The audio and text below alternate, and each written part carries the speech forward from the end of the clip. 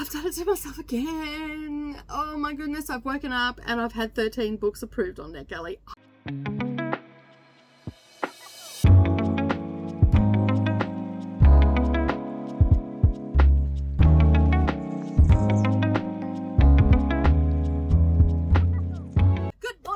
And welcome back to the channel. For those that don't know, my name's Nicole and today we are here for a NetGalley Diaries episode. This is episode 4 that we're starting and I am kicking it off with one of my favourite authors, which I've read 2 of her books. The first one of them, which is called Betrayals, was not great, but The Binding is one of my favourite books of 2021. I think I read it, or 2022, around that mark, maybe early 2022. It was one of my favourite books. So when I seen The Silence Factory by Bridget Collins as an ARC, I applied for that sucker and I got it. So basically I don't know a great deal about this book, so I do have it pulled up on my story graph. I don't have it pulled up on Goodreads. I don't think I have it on Goodreads yet.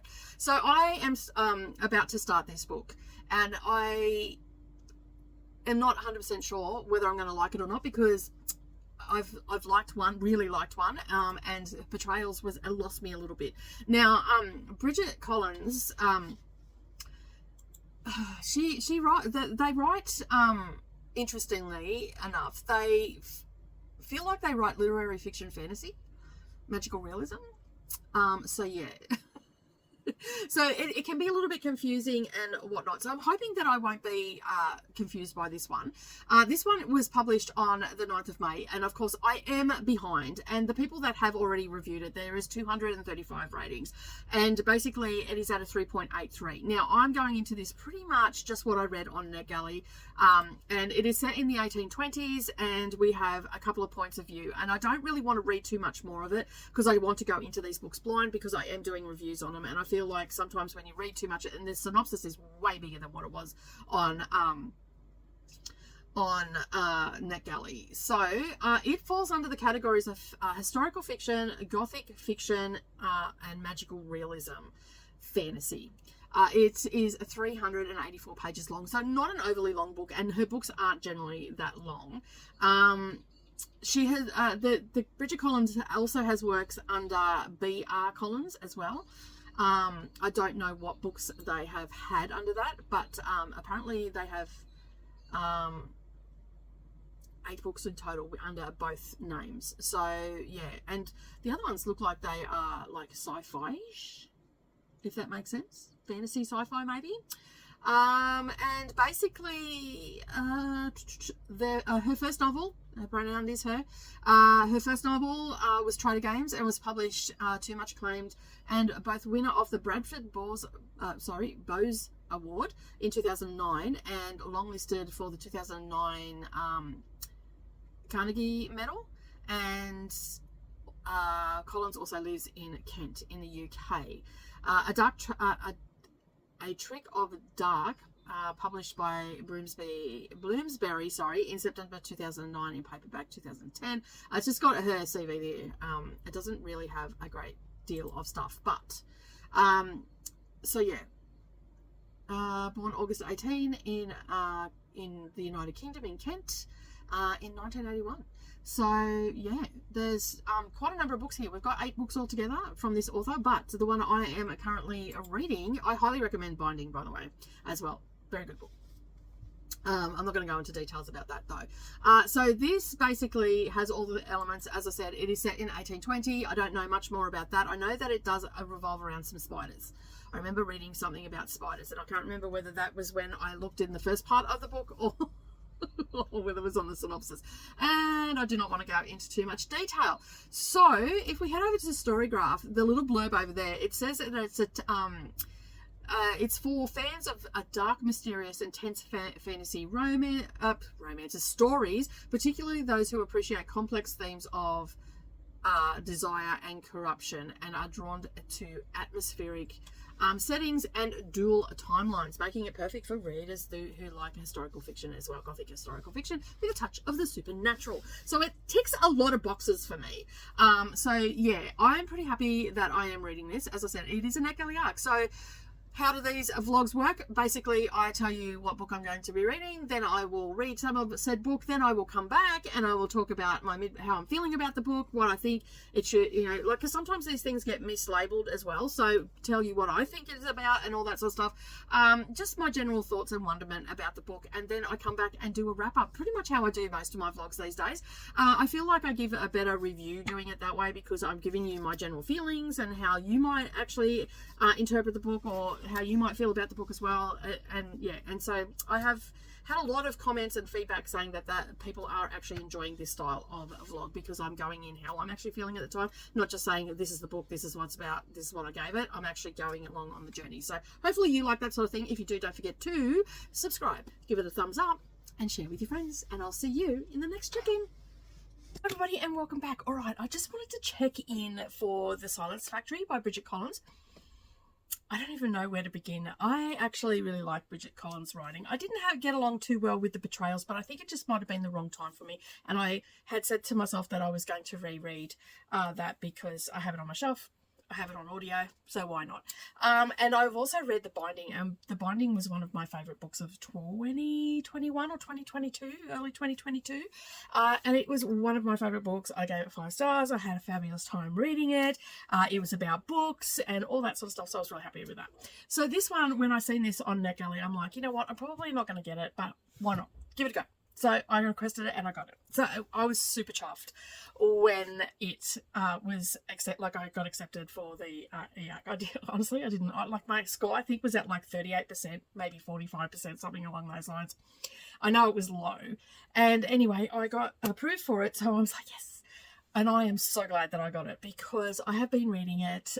It is overdue. It has already come out, but that's because I basically just got behind with my arcs and everything, with readathons and all the things that have been happening and stuff like that. So basically I'm back to now doing weekends where I read my NetGalley stuff, I vlog about them, and so you'll get entries into the NetGalley Diaries.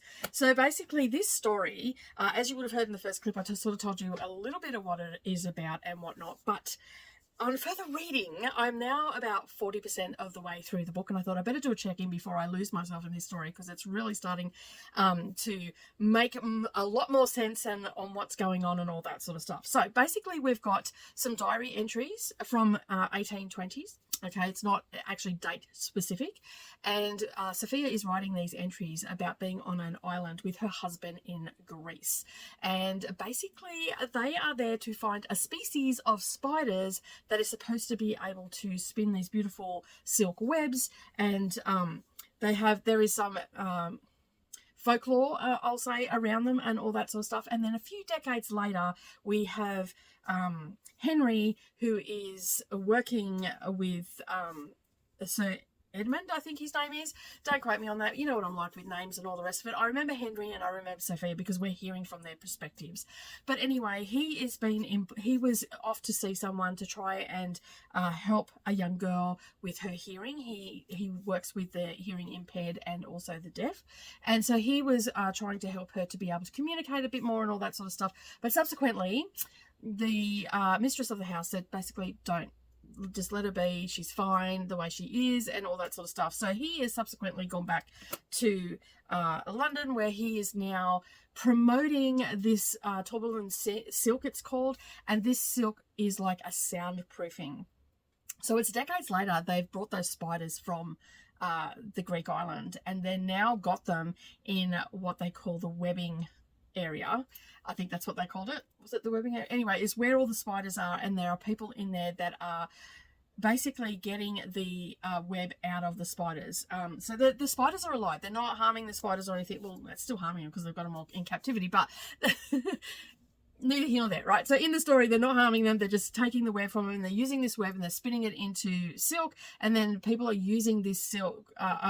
They want people to use this silk to soundproof things. So the theory behind it is that from mental illness, sometimes you just need silence and stuff like that, and the body craves silence, and this is what this silk is supposed to do. So that's sort of where we've got to at the moment. I know I don't sound like I know what I'm talking about. It's just really bizarre, and it's really hard. Like, Bridget Collins has done a fabulous job of writing this story, but to try and explain the story, I am lacking in the vocabulary to do that, evidently. I am just not being articulate at all. So, but you've just got, like, it's just so wonderfully weird. Like, I love a good weird story sometimes, you know. But there's a bit of a kicker, and this is probably a little bit of a spoiler, but the people that work in the room where they extract the web, they've all gone deaf. Okay, because apparently there are echoes on this silk. So basically, if a sound hits it, it echoes out and it can disturb the hearing. So they're trying to work out a way of promoting this and getting people to buy it.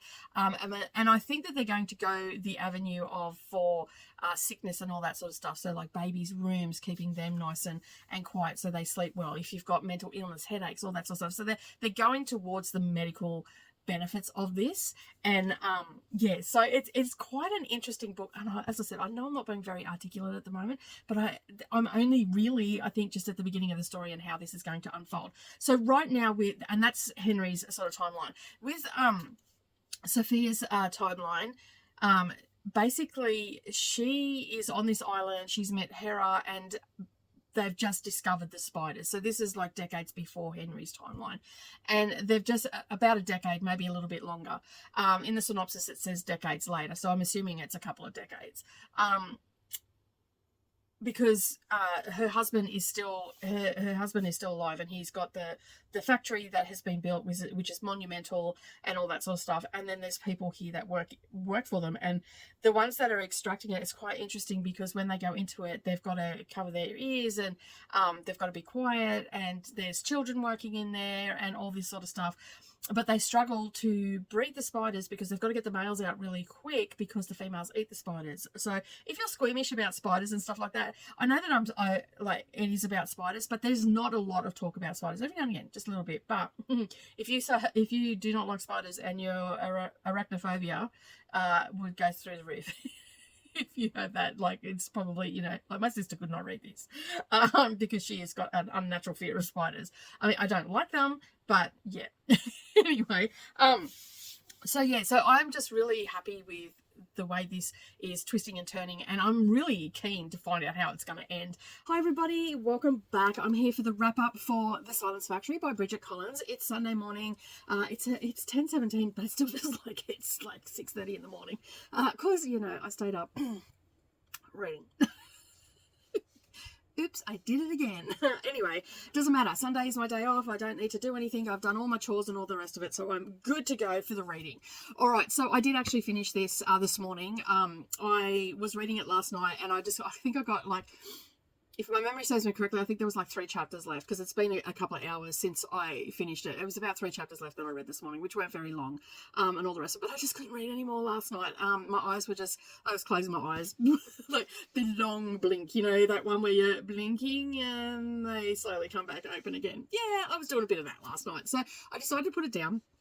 Now, have you ever read a book, okay, that is so wonderfully weird, but you don't know, you're not 100% sure if you got what the book was trying to put down, but you just know that you had a fun time reading it? This is this book. Okay, now, let me just bring it up on Goodreads because I don't think that this actually has the proper tags on it, because I definitely got a little bit more of a gothic vibe, and I just want to double check because I can't remember what I actually... if I noticed whether it had that. Yes, it did. It had gothic fiction. Okay, so this is magical realism, historical fiction, gothic historical fiction. Okay, so you've got to be there for the vibes with the gothic. Okay, if you're not into that sort of thing, it's probably not going to float your boat. Just saying. Okay, so with Bridget Collins, she is actually one of my favourite authors, as I've discussed in previous clips, and I just love the way that she writes things and how she introduces characters and all that sort of stuff. So we have Sophia, who's in the 1920s. That's all we get told. We don't know whether it's 1921 or whatever. And she is on an island with her husband and all that, which I've already discussed, and they've discovered spiders that weave this silk that can be used like for soundproofing. So on the island, when I checked in last time, I didn't know exactly what they were using the silk for, but on the island, they wrap their dead in the shroud of that so the dead can sleep peacefully. And basically, it means that they don't have to dig really deep graves or anything, because no animals will be able to find them or anything, because what it does is it reverberates the sound of the animal back at them. But the shroud itself keeps the dead quiet and in silence. So, like most things that have been discovered in the world, this guy takes it upon himself that he's going to bring it to the world and all the rest of it, but doesn't really understand the concept of what this will do to the human psyche. Okay, so we're going to learn that with Henry, and that's the other timeline. And so we're on this journey with Henry, finding out, like, he goes, I said in the last clip that he went for to help a deaf girl. It was actually Sir Edward's daughter that he was trying to help. And so basically he goes there, and the mistress of the house, so not actually Sir Edward's husband, I don't know what they call it, she was a governess, that's what she is. Words today. The governess told him to stop because she can actually do sign language and all that sort of stuff, and most of the kids that go deaf in the factory can also do sign language, so she's not going to be left out of society or anything like that. But Sir Edward is on the brink of bankruptcy and not doing really well, and that's where Henry comes in. He was going to leave and go back to London, and he decided not to because he is a good talker, and he managed to convince a whole heap of people to actually bring more money to the table so he can continue on with his work of bringing silk to the masses. But they were going to, like, the premise was that they were going to use it for medical uses and all that sort of stuff, and in music halls, and to keep the sound in and all that sort of stuff, and inside carriages because the carriages are really noisy. And that's how he convinced Henry to come on board with him, because he took him for a ride in his carriage. And while there was all this hustle and bustle of London going on outside the carriage, inside the carriage you couldn't hear a thing. But there is echoes from the silk, as I just said before, and this is causing a disturbance in the human psyche, in the brain. It's sending people deaf. It's making people into idiots, as they said in the book. You know, like they just have no comprehension of what's happening around them or anything like that. It is also being used for a macabre reason. There is a guy that I would equate to being like one of the Nazi doctors that did experiments, where he is, and you don't find this out until a little bit later in the book. Like, you know, he's a little bit sketchy because he's not real happy that Henry's there, and you know that there's something sketchy going on. Like, you get that vibe from I cannot remember the character's name, sorry, but from this particular character, and he's been in charge of the weaving rooms and all this sort of stuff. But he's also been Henry's been given little snippets of information from different people about things that are going on at the factory, and he doesn't believe that Sir Edward is aware of it. And basically this guy that works for Sir Edward is just a twisted sicko, where he has been, look, as they've said, you know, there's been children that have gone mute, there's children that have gone deaf, there's children that have gone both deaf and mute, there's children that have, and there's men that have gone deaf and women that have gone deaf, there's suicides happening, there's people that have completely lost their mind and all this sort of stuff, right? So this is what's happening in it, and this guy's going, oh, that's just, you know, there's always accident, like just brushing it off that it's like regular daily stuff that happens in factories where they make stuff. You know, things happen, people die, people get injured, all that sort of stuff, industrial deafness, all this sort of thing, right? And so, but then you slowly but surely realize that, hey, there's not something more to it, because people start dropping little things about puppies that they've taken home, or people that have killed themselves, or people that have ended up in mental asylums and stuff like that. And then so he's doing some sort of macabre sort of experiments and whatnot, and Henry slowly but surely finding this information out. Now, Henry is taken by Sir Edward. In fact, he's in love with Sir Edward, and there are scenes through this where Sir Edward and Henry are infatuated with each other and are like, but I feel like, yes, Henry is there, he's in love with Sir Edward, but I feel like Sir Edward was using him and manipulating him, knowing that he had these feelings for him, and manipulated him into something else, like into doing something else. And then, like, they had a moment and then he ignored him completely, and that's where I felt like he was using him, what do they call it, gaslighting, but he was using that affection that Henry had for Sir Edward as a tool to get what he wanted. And we also have Sophia as well with her husband.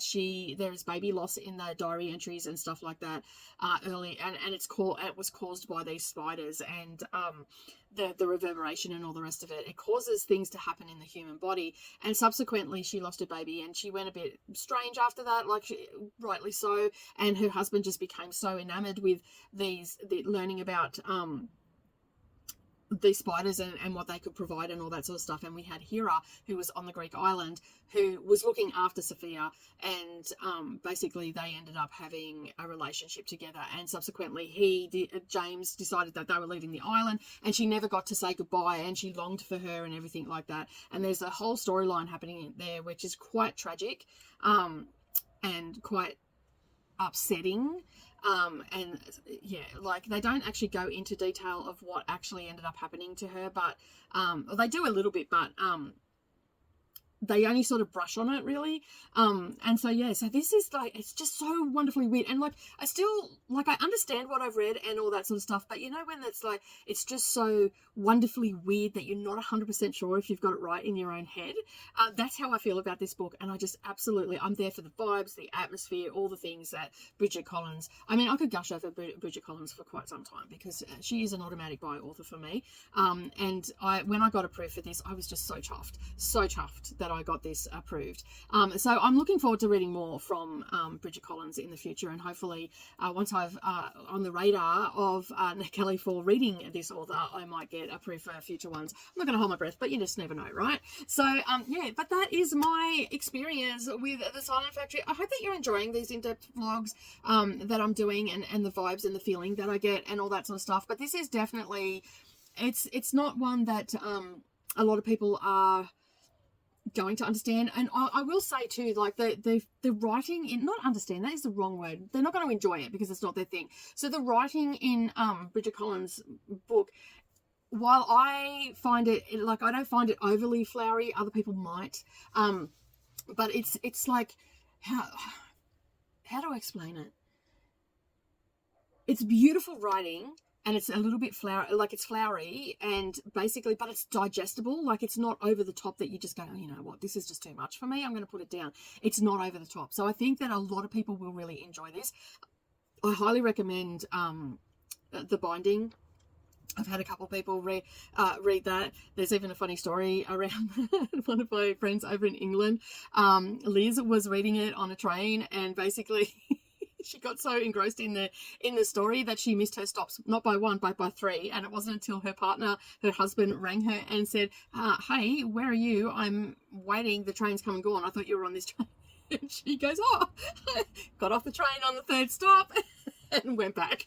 So yeah, so I just really love her writing and all that sort of stuff. So yeah, there is a very, if you've got a bit squeamish about spiders, there is a lot of talk of spiders in here, but they're not attacking anybody, they're not doing anything to anybody.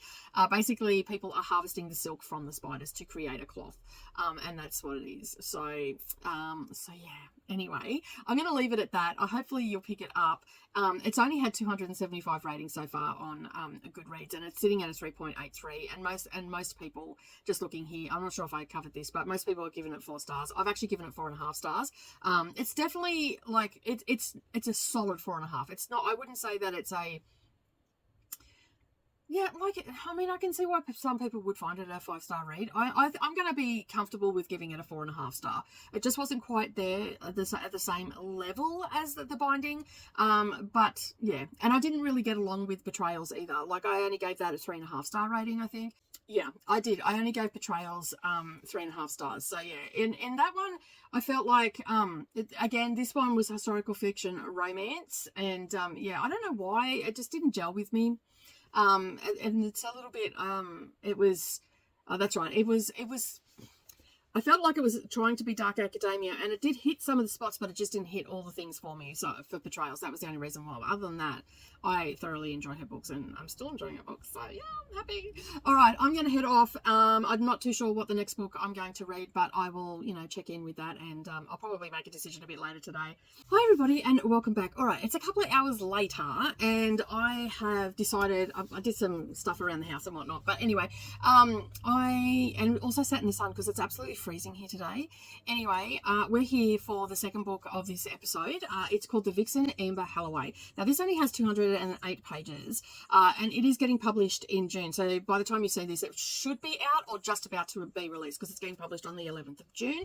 Look at me go, I've been reading books before they're due to be published. So I'm trying to incorporate a couple of ones that are coming out very soon. I'm still way behind and all that sort of stuff. So this one I've got Goodreads up here because I don't really really know much about it except for what the synopsis says. Okay. Now, this one is called a thriller fiction, mysterious mystery thriller and adult audience. It's published by Regal House. And I got this one off the UK NetGalley, because I'm, you know, do the Women's Prize for Fiction. I thought I might be able to get some of the books earlier and all that sort of stuff. And when I read this one, I felt like that this would probably be one that may land on the Women's Prize for Fiction. Of course, it does mean that the publishing house has to have submitted it for like to meet the criteria. It meets the criteria, and basically I feel like that this is just the storyline and the plot, like the storyline gives me that vibe. Anyway, words today, Sundays. I probably shouldn't record on Sundays, but these are basically diary entries of what I'm reading. So far it's had 71 ratings. It's got a 3.76. And I have read the first couple of pages of it, and it is very much reading like a literary fiction. And it also has an unreliable narrator. Now, this is the story is a jailhouse confessional, a dark comedy, an overture of woman's rage and suspenseful revenge fantasy, and a moving portrait of one woman's psychological breakdown is the tagline for this, which probably should be at the top because it's actually at the bottom. But so yeah, and there is an author's note there that it is an unreliable narrator and all that sort of stuff. So I just love this cover though. Like, this cover just gives me vibes from the 60s. And even the word vixen, like, it's not a word that we use anymore. This is a word that you would use like back in that time era, you know, the 50s, 60s and 70s. And yeah, so Amber Holloway is basically the student that Ophelia's husband has an affair with, and Ophelia is the one that is losing touch with reality because she's basically stalking them, and she starts following Amber everywhere, and like classes, her schedule, everything. Until finally they become engaged, and she snaps, right? So this is all in the synopsis. So I don't know where it's going to go or anything like that. As I said, the first couple of pages I've read, it sounds very interesting, and I think that it is something that I'm going to enjoy. I feel like it's going to have a lot of dark humor, so if you don't like dark humor, and I don't think it'll be something for you. But the first couple of pages that I've read, definitely literary fiction. It probably should be up here, and it sounds like it's going to be a bit of a fun ride. So I have added this to my currently reading. You will get to see what I think about it in this video, obviously, but you'll also get my written documentation of what I thought about it as well, which is a little bit more formal, whereas this is more relaxed, and I'll give you the general vibes, and we talk about, sometimes we have a little bit spoilers and stuff like that, so just be prepared for that. Excuse me. And the little blurb, I've lately been really liking to read the little blurbs over on Storygraph, and I think that these sum up the books better than I ever could. So The Vixen, Amber Holloway is a gripping, intriguing novel that will captivate readers that crave dark, suspenseful and emotional charge exploration of a woman's rage and psychological breakdown. Also the complexities of human relationships, making it perfect for the fans of literary thrillers and mysteries and mystery enthusiasts who appreciate complex characters and themes. Sounds like I don't, like, apart from the Women's Prize for Fiction, I don't read a lot of, well, I don't think I do, but when I go back and look at books that I've read and stuff, I find that I actually do read a lot of literary fiction, and here I am thinking that I don't. I, however, am very wrong in that. So I'm looking forward to reading this. It's not going to take too long. It's only got 208 pages according to Goodreads. And on Storygraph it says 203. So we'll call it a split, and I'll go to 205 pages on that. So it's going to be a pretty quick read. It's on my Kindle too, and I seem to burn through books pretty quick on that. And it's another one off. But I'm not going to do midpoint check-in for this one unless something really weird or something is happening. I'll probably just come back and wrap up. All right, I'm going to head off and read this and hopefully get it finished today, and I'll check in when I'm done. Hi everybody, and welcome back to the channel. All right, so in the last clip I said that I was going to knock this book over in a day. However, I did not. I ended up finishing it several weeks later, and that day is today. So I just finished this one, and I've just got the information up here because you know what I'm like with names and all that sort of stuff. This book was our absolute ride, a ride and a half. Like in the last clip I said, you know, how she loses touch with reality and it's a revenge thriller. It is definitely a revenge thriller. And she definitely loses touch with reality. This woman, Ophelia, goes right off the deep end, and I just had a fabulous time reading this. Now, I put it down with the intention of reading it in June so I could use it for a sightseeing leg and all the rest of it. Unfortunately, I went too far in the book and it was at 51%. So I thought, well, I'll just finish it anyway. It doesn't matter if I don't use it for because I'm going to use it for the novella prompt, and I forgot to stop at like 45%. So I read majority of the book in June. But anyway, that's neither here nor there. So yeah, so if just to refresh your memory, which you probably just heard before, that it's basically, it's a thriller and a mystery as well. I would not class this as a mystery. It's definitely a thriller because you're sort of wanting to know what's happening, and it is a jailhouse confession. And I did say that, you know, she loses touches with reality and all that sort of stuff. And as I said, she definitely does. So we're following the story and we're getting this jailhouse confession from an unreliable narrator, and it is Ophelia is her name, and she is a student of Dante, and basically then she discovers that her husband, who is a medical salesperson who's on the road a lot and all that sort of stuff, is having an affair. Now, Ophelia was traumatized as a young child because her mother up and left with no reasoning why. So she has that detachment, what they call it, abandonment issues. So she has abandonment issues. And so when her husband, she finds out that her husband is cheating on her and subsequently is about to leave her, for lack of a better term, all hell breaks loose. Or like shit hits the fan, basically. She spirals out of control. She starts stalking them. She finds out who the mistress is and starts stalking her. She does some stuff to, like, she gets rid of her dog. She's living in squalor in an abandoned house, and like doing bodily functions into tins and stuff like that, living on beef jerky and like looking through like a telescope to see what they're doing and all that sort of stuff. And the husband is not helping matters by, you know, saying that he no longer loves her and all this sort of stuff. So it's adding to that abandonment issues and her reaction to it and all the rest of it. So subsequently, as I said, this is a jailhouse confession. So you know that she goes to jail for something. I'm not going to say what she does, but she basically stalks her husband Andy and Amber, and subsequently, and it says on the synopsis that they do get engaged, and that's when her switch just flips. So we're getting all this, and basically it's an exercise with the psychologist of going through the motions of what led her to do this, and subsequently learn how to deal with the abandonment issues that she has from her mum. Now, while this sounds like a trauma-filled book and all the rest of it is definitely a thriller, it does take you on a ride. There is a little bit of trauma talk in there, but it's nothing like I've ever read in the past couple of months or anything like that. It's just a wild ride, and there's some dark humor in this, like little things that she says and stuff like that. It gave you a little bit of a giggle, and then you're sort of like, you find yourself, as you're reading it, you find yourself that you're actually on her side, even though you know that she's doing all this wrong stuff. There's a moment in the book where you go, you know what, I can see why she's doing this, and you feel sorry for her and all that sort of stuff. And like the author Carol Lahins, she's done an amazing job of like sucking you into the story and taking you on this journey. It is definitely a literary fiction thriller.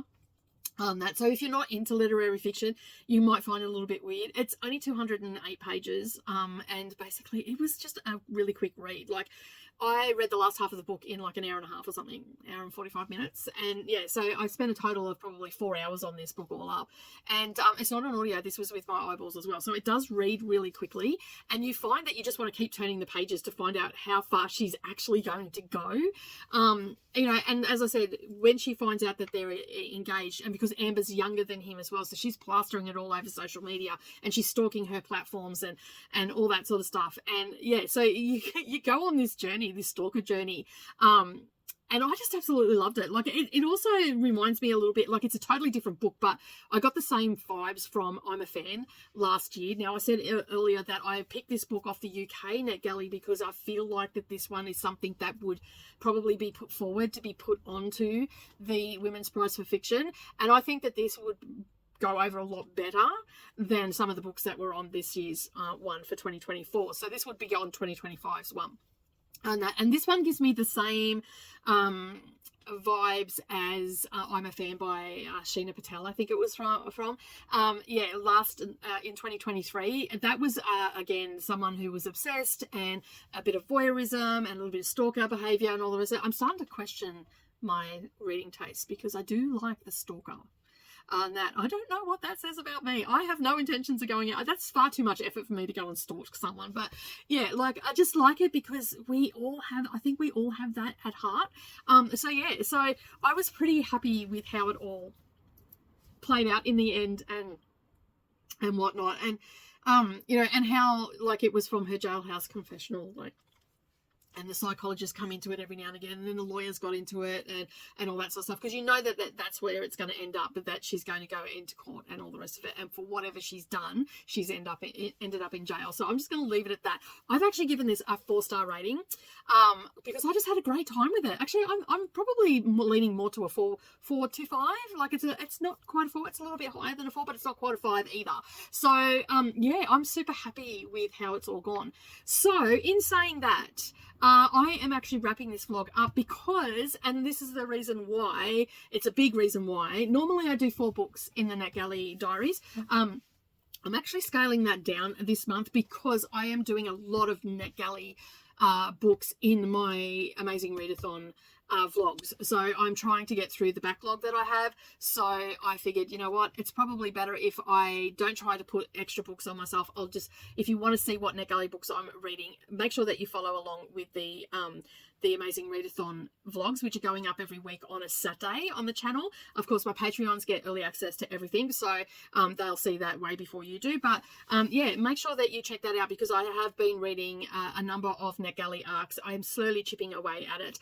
Week 1 is already out, so you can go and check that out and see what ones I read there. And I do have a couple planned for this week as well. And I'm going to see if I can't squeeze a couple of the smaller ones that I have on audio in on the weekend, which is Face Off weekend. If not, I'll just wait.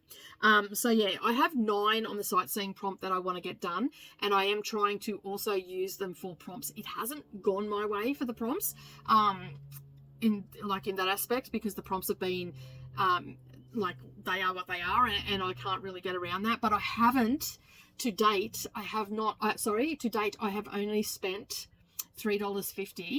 And that was for a book club book. So technically it wasn't going to be part of Amazing Readathon. It was actually a book club book for the Naughty and Nice book club. But it was on KU and I was able to get the audio at a discounted price. So I went for that. And so I've got that there if I want to refresh my memory or whatever when it comes time for the live show. Anyway, as I was saying, that's it from me today. Have a wonderful day, everybody. I will be back again sometime soon in the near future for another NetGalley vlog. It will definitely be in July, so keep an eye out for that. Hopefully I'll have a little bit more to talk about as opposed to just 2 books, but you never know. I might only get 2 books done because it's going to be a pretty hectic month for with the Amazing Readathon. But as I said, that's it from me today. Have a wonderful day, everybody. Don't forget to like, subscribe, and do all the things, and keep turning those pages, and I'll see you in the next video. Bye for now.